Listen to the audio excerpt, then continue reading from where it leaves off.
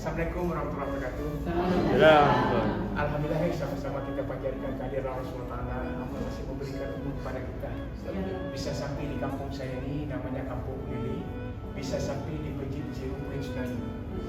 Kan ada tulisannya selamat datang di Masjid Jami Baitur Rahim Ulili, Masjid Cirumbui Tsunami. Jadi saya perkenalkan diri dulu. Nama saya Adi. Adi. Masa tsunami itu umur saya 33 tahun. Di saat itu saya punya saudara, enam orang. Yang paling kecil adik saya itu umur 12 tahun dari perempuan. Saya dulunya belum kawin. Seorang nelayan. Saya punya adik umur 12 tahun, adik yang paling kecil. Dan saya punya abang umurnya 35 tahun. Saya anak kedua dari 6 bersaudara. Tapi mereka pun telah tiada sampai sekarang. Mereka di depan mata saya di akhir tsunami. Kita tahu tsunami itu jam 7.25 pagi. Yang saya banggakan kedua orang tua saya yang telah melahirkan saya, seperti ayah saya sudah mendidikan saya, mereka pun telah tiada sampai sekarang. Tiap hari saya berdoakan kepada mereka, ya Allah, kalau memang ayah saya masih di laut, ya Allah, ada adik-adik saya, apakah mereka masih di bawah tanah sampai sekarang? Ya kita tak tahu, apakah mereka punya tangan, punya leher, punya kaki. Jadi saya itu kan banyak yang kita tahu, mak kita punya anting-anting yang kita tanda, tapi mereka tak ada leher. Kita tanda ada parutan segala macam yang kita tanda ayah kita atau adik-adik kita, tapi mereka pun tak ada tangan, tak ada kaki di saat tsunami. Hari ini pun 21 tahun tsunami, kita masih menangis. Musibah itu terus datang. Mungkin ujian bagi Aceh sampai sekarang. Ujian bagi Aceh, kemarin kita baru habis 21 tahun, sudah ada lagi kejadian tsunami. Hari ini saya memikirkan, bukankah Allah memberikan kesalahan atau tidak? Bukan Allah memberikan kesalahan, itu semua dari kita semua. Jadi mereka pun yang tadi itu yang hilang rumah, sekarang kita tengok banjir tu, sampai hilang rumahnya sampai 250 rumah tenggelam. Ada yang setimbun tanah. Tapi tsunami beda sangat dengan banjir sekarang ya. Kalau tsunami kita masih bisa melihat langit. Tapi kalau banjir itu paginya mereka tengok air satu tingkal di tanah, tiba-tiba malamnya begitu mereka tidur bersama keluarga, bersama anaknya, dia hanyut, dia tertimbun. Sama dengan tsunami itu bedanya. Jadi selamat datang, saya singkat saja ni. Selamat datang di kampung saya ini, namanya Kampung Ulili. Jadi banyak orang bertanya, Pak Adi, nama kampung Pak Adi ini seperti nama ikan lili dibilangnya. Karena lili seperti ikan keling. Jangan saya bilang, jangan bilang kampung saya ini seperti nama ikan keling. Nanti orang Malaysia itu pada marah. Apa hubungannya Malaysia dengan Ulili? Ada saya bilang. Kalau kita di sini, kalau maknya itu orang Pulau Pinang, ayahnya itu orang Aceh, lahirlah Piramli. Anda pernah dengar lagu Piramli? Apa salah satu lagu Piramli? Kota Raja. Boleh tak boleh dibawa sakit. Ini kampungnya, Kampung Ulili yang ada dalam lagu Piramli. Jadi ayahnya Piramli itu kurang minyak putih, orang Aceh. Tapi jauh dari sini 7 jam perjalanan. Tempat terjadinya banjir. Kalau anda sebelum banjir itu anda datang, anda akan berkunjung sana 7 jam perjalanan. Di sana rumahnya neneknya Piramli itu banyak lagu-lagu yang tak pernah kita dengar di dalam pondoknya itu, tapi sekarang sudah hanyut, sudah dibawa banjir. Jadi di sini terjadilah Kota Raja. Jadi satu lagi kita buka sejarah, biar kita ini buka sejarah. Ada lagi Pak Adi, kami bingung kalau datang ke Aceh, mereka cakap Aceh ini Serambi Mekah. Serambi Mekah kami di sana di satu negeri saja, dibuat negeri Kelantan. Jadi di Aceh di manakah Serambi Mekah? Bangga kita jadi ada orang Kelantan jadi Serambi Mekah. Serambi Mekah di Aceh di manakah? Jadi Serambi Mekah di Aceh itu adalah satu perjalanan jamaah haji. Orang naik haji zaman dulu itu tak ada plan, tak ada pesawat. Yang ada kapal alam, kapal uap. Yang kapal uap itu berada di Pulau Sabang, di Pulau namanya Pulau Rubiah. Pulau Rubiah itu untuk berangkat jamaah haji zaman dulu. Kalau berangkat itu selama 3 bulan, pulang pun 3 bulan. Kalau meninggal dibuang ke laut zaman dulu, tak dikembalikan. Jadi kalau orang Indonesia itu mau berangkat ke Mekah, harus melalui Masjid Baitur Rahim. Karena Masjid Baitur Rahim ini sudah ada di tahun 1103. Masjid Baitur Rahim. Jadi semua orang itu, seluruh Indonesia itu berkumpul. Pak Adi, perkaratannya kecil, kayak mana muat. Zaman dulu tu kalau berangkat ke Mekah tu satu kapal 900 orang. Kok bisa berkumpul di sini? Dunia luas, perkarangan tak ada toko, tak ada rumah di masjid. Dia berkumpul sini, dia buat pondok. sambilan kita menunggu orang kita dari Melaka. Kalau orang Aceh bilang Melaka, berarti kita orang Malaysia. Orang zaman dulu, orang kampung di Aceh ni tak cakap dia Malaysia, dia cakap Melaka. Kalau kita cakap orang Melaka, berarti orang Malaysia. Jadi kita menunggu orang kita dari Melaka, dari Brunei, dari Singapura, dari Filipina, dari Thailand. Jadi mereka berangkat dari Pulau Pinang, menuju Pulau Sabang, Pulau Weh. Setelah berkumpul di Pulau Weh itu, Pulau Weh, mereka harus berangkat lagi ke Masjid Baitur Rahim. Semua orang tu dari Singapura, Brunei itu berangkat ke Masjid Baitur Rahim. Untuk apa mereka berangkat ke Masjid Baitur Rahim? Mereka dikursus hajikan di sini. Jadi kursus hajinya di sini di Masjid Baitur Rahim. Dia belajar tawaf, belajar haji karena ulamanya banyak. Jadi setelah mereka berkumpul di sini, 5 hari itu sebelum itu, 5 hari setelah kursus hajinya selesai, satu orang itu harus bawa satu batu air. Jadi batu air itu bukan seperti batu militer.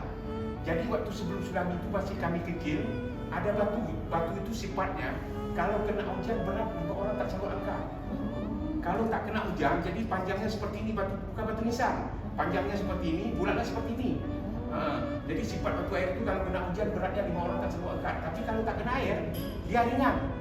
Jadi kita tanya sama orang tua di sini dan kakek kami, "Kek, mengapa banyak batu nisan di depan masjid?" Bukan, itu batu untuk diberangkatkan ke Mekah. Ngapain batu diberangkatkan ke Mekah? Rupanya batu itu untuk menenggelamkan jenazah apabila dalam kapal, untuk diikat di pinggang. Adakah sampelnya sudah dibawa tsunami? Jadi batu air itu untuk menenggelamkan jenazah apabila di kapal. Tak ada bawa besi. Kalau bawa besi itu satu orang 50 kilo tu akan tenggelam kapal wap. Jadi batu air itu ringan. Jadi di manakah selaminya di Masjid Jami Baitur Rahim? Bukan selami Mekahnya. Berarti kita dapat dua. Zaman dulu itu namanya Bandaraya. Zamannya perjalanan jamaah haji. Setelah itu namanya Kota Raja waktu janjinya Perabi. Hari ini tsunami yang disebut Banda Aceh. Jadi Masjid Baitur Rahim ini dari tahun 1103 dibina ke tahun 1717. Bentuknya kayu. Dia punya tanggal 17 bulan 7 1717. Setelah itu dibina lagi masjid ini di tahun 1873. 1873 ini dijuluki Masjid 130. Mengapa disebut Masjid 130? Satu itu bukan satu hari 30 pekerja, tak. Satu itu adalah satu sak pasir seberat 30 kilo, seberat 4 kilo. 30 itu adalah 30 butir telur untuk diaduk menjadikan semen. Di manakah masjid ini sekarang yang nampak depan tu? Itu dibuat dengan pasir dan putih telur di tahun 1873. Alhamdulillah, orang banyak masuk sekarang dalam masjid ini. Dia kupas itu untuk cium bau airnya. Masjid ini dibuat di hari Jumaat saja untuk orang lelaki perempuan. Tak ada yang tak boleh. Jadi zaman 1873 itu lelaki perempuan untuk buat masjid. Dia hari Jumaat saja. Itulah. Jadi 4 bulan selepas tsunami itu datang Sultan Hasanah Bolkiah, Sultan Brunei. Dia datang. Apa yang saya buat untuk Masjid Baitur Rahim semasa tsunami 4 bulan? Masjid Baitur Rahim tak rusak, tuan, apa kita buat? Masjid Baitur Rahim ini dekat sangat dengan laut. Ini yang biru laut ni. Di belakang tu laut, di belakang kiblat. Laut sekitar 300 meter sebelum tsunami. Selepas tsunami tinggal 150 meter. Jadi lebih dekat lagi, lebih surut lagi. Jadi jumlah penduduk kampung ini sebelum tsunami itu lebih kurang 6,000 jiwa. Selepas tsunami Allah tinggalkan cuma 451 orang. Jadi kita tak ada lagi orang tua. Kami kalau saya lihat saya menangis. Karena kita yang ada hari ini mereka selamat tu 70 tahun tua cuma 1 orang. 68 tahun tu ada 2 orang laki perempuan, tapi sudah meninggal dia laki. Tinggal 1 orang makcik kami. Sebaya kami saya ni 55 sekarang umurnya. Ada kami kemarin 7, tapi yang ada 4 sekarang. Jadi saat itu di hari pertama tu, hari ini mereka yang selamat di sini ni dari 451 orang yang selamat di sini sekarang yang sudah menetap di sini 165 orang yang selamat lagi. Jadi 100 orang tu masih berjalan kaki mereka. Dia berjalan kaki, mereka trauma. Dia tak pakai baju rapi, mereka bukan gila tak. Bayangkan 21 tahun mereka masih trauma, masih mengkonsumsi obat sampai sekarang. Kenapa? Kalau kita sambut mereka, dia cakap, Assalamualaikum, Waalaikumsalam. Ada lihat isteri saya, ada lihat anak saya, ada lihat keluarga saya. Obat, doktor kasih obat satu hari itu 3 butir untuk dia minum. Tapi kalau teringat maknya dia minum, kalau teringat adiknya dia minum, sampai dia menengah air dia, sampai dosisnya tinggi. Apakah Pak Adi seperti itu? Kita orang yang mengalaminya pasti kita teringat akan kedua orang tua kita. Itu sikapnya. Jadi di saat itu, di hari pertama itu tak ada pertolongan, tak ada medis, tak ada doktor. Misalnya orang putus tangan di saat itu, ada kulitnya kita potong pakai gunting. Di hari pertama kita jahit pakai benang baju. Kalau mereka terbelah bulunya, kena seng, kena kayu segala macam, kita tak tengok khususnya. Kita masukin cepat-cepat, kita jahit pakai benang baju. Ada pelepah pisah. Jadi hari pertama mereka tertimpa balok tiang, tulangnya sudah lumpuh, tak ada eskavator, tak ada manusia. Kita meraung sampai kapal besi. Ada tengok kapal besi? Elektrikal. Kita meraung 5 kilo, tak ada orang datang untuk mengangkat kaki dia. Eskavator tak ada, alat berat tak ada orang bantu. Langsung kita ambil parang kita amputasi. Kita jahit pakai pembunuh darahnya. Kita bukan doktor, bukan medis, supaya dia tak teringan dari bebannya. Kadang-kadang kita pegang dia dari belakang, sambil kita berjalan 200 meter, dia kehabisan darah, dia meninggal. Di saat itu kita temukan banyak orang hamil. Orang hamil itu hanyut. Waktu air surut dia hantar lagi, dia terbanting di tanah. Ada satu orang ibu-ibu itu, dia hamil, dia terbanting ke tanah. Waktu air surut dia duduk di situ. Dia lahirkan anak. Tak ada pisau di sampingnya, tak ada seng, tak ada segala macam. Dia lahirkan anak. Ke mana putuskan tali pusatnya? Dia gigit. Dia gigit tali pusatnya. Dia ikat. Hari ini mereka berdua masih hidup. Anak yang dilahirkan anak perempuan. Dia hidup sampai sekarang. Maknya trauma, dia tak pulang lagi ke kampung. Anaknya tak trauma, cukup cantik anak perempuan. Diberi nama Siti Sulami. Begitu hebatnya. Tapi dia tak tinggal di sini. Kita cari baju Nami, dia tak pernah cerita saya. Begitulah fenomena dia hari pertama tak ada perawat. Kapan Pak Adi datang gunting? Kapan datang pisaunya? Kapan datang benang bajunya? Mereka nelayan pulang dari laut yang tak kena tsunami. Ambil baru, ambil parang, ambil ini buat. Jadi mereka lah yang kasih di situ. Begitulah di sana. Fenomena dari pertama. Jadi Pak Adi, berapa tinggi air di sana? Berapa tinggi air di kampung ini? Jadi Sultan Hasanah Bolkiah akhirnya buatlah satu menara yang mereka cakap bahawa air tsunami di kampung kami ini 3 kali. Yang saya rasakan sekali. Jadi air tsunami itu setinggi menara yang dibuat oleh Sultan. Ada lihat menara tadi? Menara di samping itu setinggi itulah air tsunami di kampung itu. Maka masjid ini dijuluki masjid yang tenggelam di saat tsunami. Kalau kita cakap mari kita datang ke Aceh lihat masjid yang tak kena air, mereka akan bawa ke masjid Baitul Rahman. Kalau masjid yang tenggelam tsunami ada 2, masjid Baitul Rahim, bukan Baitul Rahman, masjid Baitul Rahim dan masjid Rahmatullah Lampu. Masjid yang tenggelam setinggi 30 meter. Jadi air tsunami setinggi ini, jadi datangnya 3 kali, dia naik 30 meter sampai ke kapal elektrikal. Air surut ke laut, bukan ke gunung. Surut air, dihantam lagi macam ni, naik lagi, dihantam lagi, naik lagi. Jadi di saat itu, apakah air yang naik yang paling parah? Yang paling parah itu adalah air surut. Air surut itu sampai menghantam masjid Baitul Rahim. Ada sampah besi, sampah kayu segala macam. Tapi tak ada satu benda pun yang bisa masuk ke dalam masjid. Mereka berdiri ni, di hari pertama ni, tak ada satu benda pun. Hari pertama mereka salat dalam masjid. Tak ada satu benda pun di sana. Jadi adakah orang selamat di atas masjid? Ada. Mereka tersangkut di atas masjid. Tersangkut di atas masjid sebatas ini. 9 orang yang tersangkut di atas masjid. Bukan orang naik ke masjid. Masih hidup sampai sekarang. 6 perempuan, 3 laki-laki. Jadi mereka bertanya sekarang, Pak Adi, mengapa harus orang yang perempuan di atas masjid yang selamat di masjid Baitul Rahim? Mengapa masjid Baitul Rahman itu harus laki semua? Tak. Jadi mereka tanya, siapa yang duluan lahir? Masjid Baitul Rahman, kita tak bedakan masjid Baitul Rahman dan masjid Baitul Rahim. Siapa duluan lahir? Kiamat pun orang tak akan lahir dari Rahman. Semua kita lahir dari Rahim. Bukan cakap logika. Jadi di sinilah. Jadi Allah tinggalkan cuma 3 di sana. Masjid, perigi telaga yang sudah cepat. Yang laki misalnya perigi itu yang sudah dibuat sekali.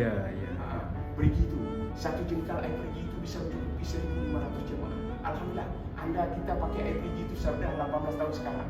Ambil wudhu dengan air perigi. Satu jengkal itu bisa mencukupi 1.500 jemaah. Setinggi 30 meter, satu benda pun tak masuk ke dalam air perigi. Di sana itu. Dan satu lagi, Allah tinggalkan rumah Tok Imam. Namanya Tengku Abdul Yunus. Tok Imam itu usianya 87 tahun di sana. Namanya Tengku Abdul Yunus. Di saat itu dia stroke. Dia stroke. Tapi di saat tsunami itu, Tok Imam itu sempat hanyut. Pak Adi, berarti kau tahu dia hanyut. Dia selamat di saat itu. Dia selamat. Karena apa? Dia dibawa hanyut sekitar 3 kilo. Dia sempat pegang pelepah-pelepah. Waktu air surut kan dia jatuh. Akhirnya dia bawa kembali ke atas punggungnya. Mereka lihat di satu, Tok Imam itu sangkut di atas punggung. Jadi Tok Imam itu, dia imam rawatib. Imam tak pernah meninggalkan jamaah. Walaupun dia stroke, dia tetap berjalan kaki menyerangkak dari rumah ke masjid, dari masjid ke rumah. Kalau subuh tak bisa bangun, ada satu anak perempuan, dia bangunkan ayahnya, dia ambil wudhu ayahnya. Kan anak perempuan itu dapat taruh dengan ayah, diantarkan walaupun terbalik. Di saat tersangkut itu mereka tanya, Tok Imam siapa yang turunkan Tok Imam? Tak ada satu pun hari ini bahawa siapa yang menurunkan Tok Imam. Tapi dia di saat itu Tok Imam itu bisa berjalan kaki untuk mencari istrinya. Kan sampah itu 2 meter, 3 meter, tapi dia bisa berjalan kaki sampai 5 kilo. Selepas tsunami itu Tok Imam itu 2008 dia meninggal dunia dengan usia 92 tahun. Dia sampai sempat di situ. Itulah cerita singkatnya perjalanan sejarah. Kira-kira ada persoalan? Rumah Tok Imam itu mana? Masih ada sampai sekarang. Karena kenapa tak boleh kan? Jadi seperti Brigi, kita tak cerita Brigi tadi. Semua orang berbondong-bondong, sakit gigi, sakit ini, sakit itu. Ini seperti orang merafat, dia minum segala macam. Jadi hospital. Dan rumah Tok Imam pun begitu. Ambil seliput di masjid, ambil mukanah di masjid, ambil semua di masjid. Mereka tak salat di masjid, mau salat ke rumah Tok Imam. Apapun harta benda di dalam Tok Imam, pasir kan, kain kan, ditaruh dia mineral, dia minum. Sampai-sampai mereka bakar kemunyan dan tumpah. Jadi makanya nanti kalau kita lihat ada jarum sakit di sana, nampak tapi tak bisa masuk lagi sampai sekarang. Tak diperbolehkan anak. Dia tinggalkan seperti ini. Anda pasti katakan, iya ke seperti ini? Tak berubah sampai sekarang rumahnya. Masih ada sebelah kanan kita. Kira-kira ada persoalan? Anak perempuan yang mak bawa memang itu. Anak perempuan imam. Meninggal tak? Utang meninggal. Jadi kita tanya selepas tsunami Tok Imam, siapa yang paling disayangi? Saya tanya di sana. Saya tak pernah bedakan anak saya. Saya tak ada sayangi. Semua saya sayangi anak. Tapi yang paling sedih saya, anak yang mengantarkan saya ke masjid. Dia paling sedih. Semua dia sayangi, tapi yang paling sedihnya dia hantarkan anaknya. Ada perempuan. Hari ini anak tak ketemu sampai sekarang. Tak jumpa. Semua orang yang baik itu amat dititipkan kepada Allah. Isteri tak jumpa sampai sekarang. Yang dia boleh jalan sebelum tu dia boleh jalan. Boleh jalan, dia jalan tak. Masa dia kena stroke tu Dia stroke, tak bisa berjalan. Tapi waktu tsunami dia bisa berjalan. Tapi ini saya cerita sedikit. Ini kan ada waktu 10 menit lagi. Jadi 2 hari sebelum tsunami itu, kita tahu bahawa hebatnya mak kita itu dia punya hati. Jadi hati mak kita itu lebih kecil daripada jalan. Itu pengalaman saya. Kalau kita punya mak lebih kecil daripada hati jalan. Kenapa saya cakap? Semua perjalanan kita dia tahu. Cuma kita tak merasakan. Kalau kita punya isteri itu memang tak sama dengan mak. Tapi isteri kita itu sama dengan mak kita. Perempuan dia. Mak kita itu sanggup melahirkan anaknya 11 atau 10 orang. Selepas tsunami saya punya pengalaman. Begitu hebatnya seorang mak. Mengapa saya cakap tu? Ada seorang mak tu tak punya mata dulu. Dia kahwin. Tapi apakah anak yang diberikan dia lahir tu apakah ada mata? Pasti ada mata. Tak mungkin tak ada. Kalau mak kita tu di sebelah itu tak punya tangan dua, tapi dia bisa lahirkan anaknya punya tangan. Kalau maknya tak punya kaki dua-dua, Allah berikan kaki kepada anaknya. Maknya tak punya kaki. Selepas tsunami itu, kita tahu mak kita itu bukan orang di dapur. Dia sanggup melahirkan anaknya jadi atlet. Mak kita itu bukan pelari. Mak kita tak pernah bertinju, tapi bisa lahirkan anaknya bertinju. Mak kita itu bukan keturunan dari presiden atau perdana menteri. Tapi doa mak kita itu bisa sampai jadi perdana menteri. Begitu hebat seorang mak. Selepas tsunami saya punya pengalaman seperti itu. Kenapa? Jadi tanggal 25 Desember sebelum maghrib, saya nelayan dunia. Baju, cakap saya bisa dipahami. Kalau baju itu baju, makan saya itu laut itu mak saya. Mak saya sudah tua ya. Jadi saya tak pernah tahu bahawa mak saya mengikut pesta malam itu tak pernah cerita. Saya punya rumah di belakang masjid 100 meter. Dengan laut pun 100 meter sebelum tsunami. Sekarang rumah saya itu 20 meter dengan laut. Saya tinggal di sana. Jadi di saat itu sebelum maghrib itu masih cakap, Adi, saya mau ambil baju untuk kau makan saya. Adi, jangan buat tak senonoh, haram hukumnya. Mak itu kau tahu kan? Saya tak pernah cerita kepada mak. Mak itu kau tahu, jangan buat senonoh, haram hukumnya. Jadi rumah saya itu panggung, rumah panggung ya, rumah kayu. Saya punya adik saya itu yang paling kecil ya. Umurnya 12 tahun, adik perempuan ya. Waktu dalam rumah itu kan bunyi dan lari. Dia bunyi, hai bang, abang, dia bilang, haram bang, dia bilang ya. Kok adik saya itu tahu? Saya peluk dia, itu malam terakhir mungkin ya. Saya peluk dia, caci. Dia bilang, Allah ni, saya tak ada abang tak ikut sama. Saya peluk mak, saya cium tangan dia. Demi Allah mak, saya tak ikut. Tiba-tiba saya ambil baju, saya taruh di sampan. Saya ikut pesta malam tu. Saya ikut pesta begitu berian. Askar-askar itu begitu mabuknya minum segala macam. Anak Aceh itu, gadis-gadis Aceh dipaksa untuk melayani mereka di malam itu. Singkatnya satu, begitu jam 12 malam saya berfikir, biar besok pagi, saya sudah buat dosa, biar besok pagi itu saya pulang. Biar mak saya itu tahu bahawa anaknya tak buat dosa. Akhirnya jam 12 malam saya singkatnya saya ke laut di satu. Saya ke laut, pas paginya saya sampai pagi sampai subuh, jam 6.35 subuh. Sudah masuk 26 Desember. Di saat itu saya bersihkan sampan segala macam. Jadi mereka yang mabuk itu tertidur di pantai. Anak gadis banyak terancam di pantai Meledi itu. Jadi mereka tertidur. Tiba-tiba di satu jam 6.35 terjadi letusan. Letusan itu di laut sangat kuat. Orang pada takut semua. Jadi orang-orang tak buat dosa sehabis subuh pada mandi laut itu semua berlarian. Semua masuk ke masjid. Orang kampung masuk ke masjid. Dengan singkatnya satu begitu masuk ke masjid, jam 7 pagi terjadi genap. Terjadi gempa. Jangankan kita berdiri duduk pun terjatuh. Kalau ada kereta anda bisa lompat satu meter. Kalau ada tanah itu bisa bergoyang itu di kampung kami. Kalau ada air lipat bisa tumpah satu. Jadi orang yang dalam masjid ini mereka takut masjid akan hancur. Semua mereka keluar. Jadi askar-askar yang ketiga itu terjaga dia. Dia terjaga orang kampung ini kan semua nafsi-nafsi. Ada kereta tak ajak. Dia tinggal dan maknya terjatuh maknya yang sudah tua, terjatuh ayahnya. Mereka berlarian. Tinggalkan semua. Kita nafsi-nafsi. Ada kereta, ayo naik kereta saya tak. Jadi mereka itu menuju ke kota. Jadi mereka menuju ke kota. Tak ada naik ke masjid kita kosongkan masjid. Tak ada naik gunung jauh. Jadi askar itu kan punya kereta. Dia langgarlah orang-orang yang ada di depan masjid. Banyak ratusan orang, bukan satu orang. Mereka langgar. Sampai banyak orang meninggal. Waktu saya mau terobos, saya berpikir, saya mau pulang ni mau tengok mak. Saya fikir ya. Saya ada niat di situ kan. Karena saya sudah buat salah satu. Jadi orang di sini kan orang lagi tu ada cepat ada pergi ni tak saya mau pulang, saya mau pulang ikan satu. Waktu gempa kuat. Begitu sampai di rumah tu kan ada, jadi orang-orang tua tu semua keluar dan rumah takut roboh. Orang-orang tua ada saya jumpa naik Khadijah. Adi dia bilang, mau ke mana Adi? Dia bilang, naik Khadijah umur 115 tahun. Mau pulang nek, saya bilang. Mau nengok mak, saya bilang gitulah. Saya pikir mak saya, ayah saya, adik saya sudah pergi semua. Tiba-tiba saya tiba naik, saya bilang, tak naik kereta anaknya, tak adik. Anak saya sudah pergi, nanti dia balik. Kita tak tahu air itu sebatas mana. Anaknya sekarang tak balik. Naik Khadijah pun hilang. Saya pulang, saya ingatkan itu mak saya itu rupanya masih ada di rumah. Dia berdiri di bawah tangga ya mak. Dia berdiri di bawah tangga. Dia pakai kerudung warna coklat. Saya ingat. Habis itu saya bilang, mak ini ikannya mak. Saya bilang, tak apa ni sangkut saja di atas batang kerudung itu apa. Ayo mak kita tunggu kereta depan masjid. Tak apa ni, kita punya kereta. Dia ulang-ulang. Habis itu mak saya tu habis kerudungnya tu, dia tarik ke bawah. Kita lupa baju segala macam diikat setimpal, bukan pakai net, bukan pakai tas diikat, taruhkan orang seperti naik gunung Ayo kita pergi semua. Ada nenek saya di satu, nenek dari mama saya. Nek bangun, nek berdoa, nek pasal itu berdoa bangun. Akhirnya mereka bangun, mak saya itu seperti komandan. Kita semua pergi dia bilang. Kami berjalan waktu gempa itu, mak saya berdiri di samping masjid sebelah kanan. Karena di saat itu mak saya arahkan, ayo kita semua masuk ke masjid ya.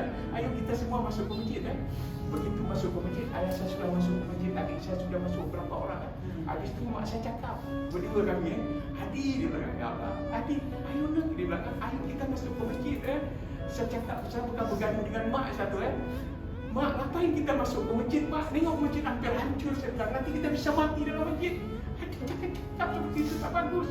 Akhirnya saya lari, saya singkatkan, saya bangunkan nenek saya dan ayah saya. Ayah, bangun ya, bangun ayah. Saya bilang, tengok nek tu, kaca tu hampir jatuh, kita bisa mati. Tak apa adik, biar kita mati sama-sama dalam masjid.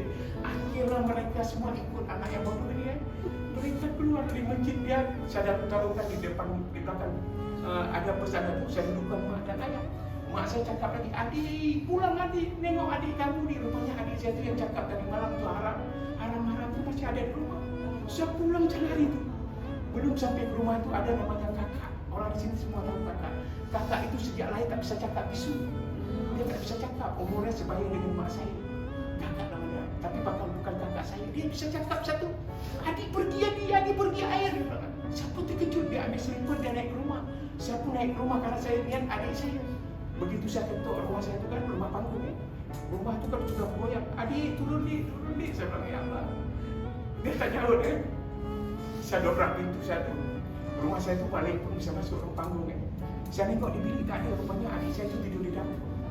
Tidur di dapur kan. Bukan bisa rendahkan mak saya tu nak buat kuih di sini. Jadi dia di sana kan adik saya pun sangat mulia di sana. Mungkin subuh tu dia antar kuih. Dia antar kuih ke gede-gede. Waktu pulang dia tertidur, karena apa? Saya lihat satu loyang itu masih ada kuih ya. Mungkin dia tertidur saja. Adik bangun dia respon ya. Abang mana mak, abang depan masjid ni. Ayo bang kita ke sana, tak usah dek. Saya bilang, duduk di tangga. Saya ragu di mana ayam, saya pergi ke belakang. Jadi di sana itu kan subuh, itu kan orang belum buka kandang ayam, belum buka kandang kambing, kandang bebek kan. Itu ayam berkokok terus tak putus-putusan. Itu saya lihat tu, camar laut itu, burung camar laut pada terbang ke darat. Ratusan ekor kok tidak terbang. Mungkin kalau saya seperti Nabi Sulaiman yang cakap binatang itu, mungkin orang di sini tak akan tinggal. Saya pergi ke belakang, ayah suruh 15 kilo. Ayah suruh itu tinggalkan ikan, tinggalkan udang ke pitik. Banyak rezeki saya cakap ni. Saya turun ambil ikan saya. Ambil ikan besar-besar. Ayah sudah kering tu. Kawan saya hilang. Adik pergi dia bilang, dia hilang. Adik saya berlawan di sana. Abang dia bilang, mungkin dia sudah lihat sesuatu kan. Begitu saya lompat di tangguh, saya taruh ikan. Adik saya tu bukan lari ya. Dia panggil saya di sana, abang jangan tinggalkan adik bang. Dia bilang, ya baik. Abang jangan tinggalkan adik bang. Dia seperti memeluk saya di sana. Begitu saya memeluk dia, lebih cepat gelombang tsunami itu. Kenapa? Saya lihatlah pohon itu dia terbang ke atas langit 15 meter. Adik saya pun lebih cepat dipeluk orang gelombang tsunami. Saya lihat coba tangan dia sana. Coba dia cakap, abang jangan tinggalkan adik bang. Kami pun dipeluk. Saya berdiri gulung tsunami itu sampai 5 kilo. Sampai ke kapal besi yang akan dibawa sana, di bawah kapal besi saya. Kalau tak air surut itu saya masih ada di kapal besi kan. Begitu air surut, kapal itu rebahkan badan seperti kita tepukan air itu, kita pun didorong keluar. Sikat azab itu saya dibawa hanyut. Saya sangkut satu buah besi saya. Begitu saya rasakan ada benda yang masuk ke perut saya. Begitu saya raba besi sudah masuk ke perut saya. Saya patahkan tersangkut saya itu saya singkatkan. Di saat itu Allah mereplik, Allah peliharakan. Tapi saya minta satu, ya Allah ambil nyawa saya karena sakit besi itu di perut. Ya Allah ambil nyawa saya. Tapi di saat itu saya panggil, mak adik sakit, mak tolong adik mak adik sakit. Saya bilang, tapi tak ada respon. Akhirnya terdengar suara, la ilaha illallah. Suara itu saya kenal sampai sekarang. La ilaha illallah. Begitu saya sambut itu, kalimat itu besi itu patah. Saya dihantar lagi. Akhirnya saya sadar itu jam 6 petang. Di bawah sampah di belakang hotel saya penting. Di bawah sampah itu, akhirnya saya di saat itu besi itu masih ada di perut. Saya berlaju, saya nengoklah orang terluka segala macam masuk hospital yang di depan saya penting. Saya masuk saya cabut besi sakit. Akhirnya saya ikatlah gigi saya itu, saya cabut besi. Begitu keluar darah pun keluar banyak.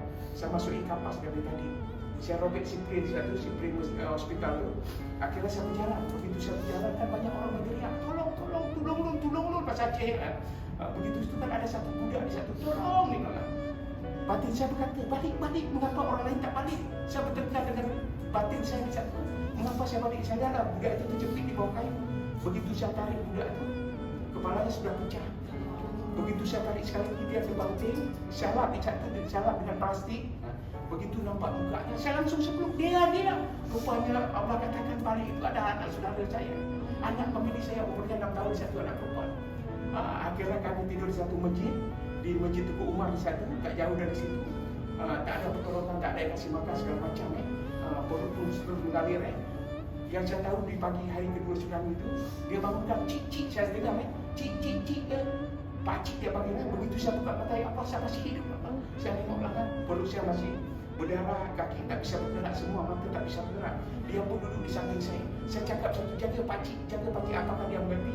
Akhirnya di saat itu orang yang mengevakuasi jenazah tsunami di hari kedua itu belum ada beg mayat, belum ada kantong mayat di sana. Satu persatu mereka geser ke kiri ke kanan, mereka bungkus. Ada tikar kah, ada plastik kah, apapun yang dapat dari situ mereka bungkus satu persatu. Pas giliran saya di depan itu di saat itu, saya lihatlah, ya Allah, saya gerakan pada sama bahwa saya meninggal. Saya tinggal di satu, jangan pakcik belum meninggal. Akhirnya mereka ambil tubuh saya itu, dia masukkan ke dalam plastik. Mereka bungkus saya dengan plastik, dia ikat kaki, waktu itu saya rasakan. Dia diikat kepala saya posisi di dalam plastik, ya Allah. Inikah ajar saya, ya Allah. Mereka angkat saya tu, dia angkat tubuh saya, dia lemparkan ke lori. Sakit sangat satu. Begitu lempar lori, ada yang susun jenazah satu. Mungkin tangan satu keluar. Masih hidup. Dia bilang. Akhirnya waktu dibukakan kantong plastik itu saya bisa bernapas. Saya sempat koma 8 hari. Saya dalam koma pun Allah merhati. Tapi saya pikir ada dia di samping saya. Kenapa? Di tiap saya koma itu ada seperti ada orang tangan yang menyentuh tubuh saya. Dia merengek, dia minta kepada Allah. Ya Allah, ampunilah dosa anakku. Ya Allah, ampunilah dosa anakku. Ya Allah. Saya pikir ada mak di samping saya tu. Begitu saya bangun cuma ada oksigen dan infus. Mak Adi selamat, mak katakan. Rupanya tak ada mak, cuma anak saudara yang dampingi saya. Saya copot oksigen, saya jemput infus. Saya mau keluar, jangan kampung kamu sudah tenggelam. Akhirnya saya berjalan kaki dari jam 9 pagi sampai 3 jam saya berjalan kaki untuk capai Masjid Petroli. Dalam perjalanan itu semua mayat saya cium, adik bangun nih, abang nih, saya bilang, mak bangun mak, saya bilang kan. Dalam perjalanan itu akhirnya saya sampai ke Masjid Petroli. Saya ambil kaleng susu di satu hari ke-10 tsunami. Saya ambil air berigi itu, air telaga itu. Setelah itu saya ambil wudhu, saya naik anak tangga kelima tu dari sebelah kanan. Ya Allah, saya bilang, seandainya nanti saya hidup lama, seandainya nanti saya sehat lama, saya akan mengabdikan diri ya Allah. Akan saya bersihkan menjadi Allah seperti saya membersihkan kedua orang tua saya. Kenapa? Saya tak masukkan mak dan ayah dalam masjid dan adik-adik saya. Saya rindu pada mereka akan cakap mak yang saya tak faham di sana. Tak apa adik, kita punya kereta ni dia. Rupanya kereta mak masjid di satu. Tak apa adik, kita punya kereta. Setelah tsunami saya singkat dan saya kahwin saya. Sama-sama bangsa tsunami. Isi kata saya tak punya mak, tak punya ayah. Kami cuma hidup bersama, tak mengadu dalam jam. Di usia saya 33 tahun itu tak pernah saya lihat orang dilahirkan dari rahim.